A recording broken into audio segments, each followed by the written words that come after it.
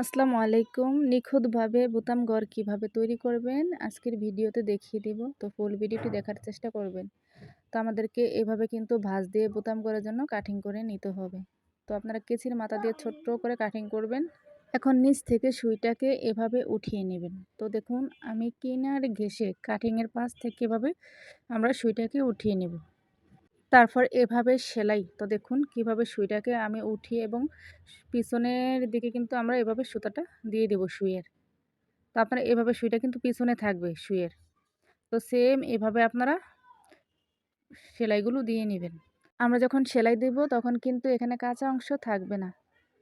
তো সেম এভাবে আমাদেরকে এক পাশ প্রথমে এভাবে সুন্দরভাবে তৈরি করে নিতে হবে। আমাদের গ্রামে এটাকে চিরুনি পোট বলে এবং এই ভিডিওটা রিকোয়েস্টের একটা ভিডিও দেখিয়ে দিলাম।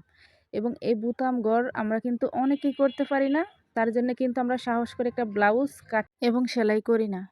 তো আজকে কিন্তু আপনাদেরকে দেখিয়ে দিলাম একেবারে ক্লিয়ারভাবে।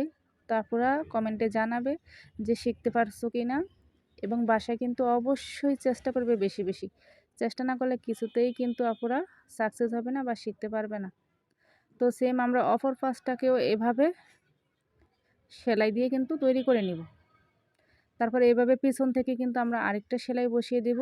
এবং আমি কিন্তু লাইভে এই বোতাম ঘর নিয়ে একটা ক্লাস করছি, অবশ্যই আপুরা দেখে নেবে। একেবারে বিনামূল্যে বা ফ্রিতে কিন্তু আমার ক্লাসটি আছে এবং লাইভ ক্লাসটি কিন্তু 30 দিন পর্যন্ত থাকবে, এর বেশি থাকবে না।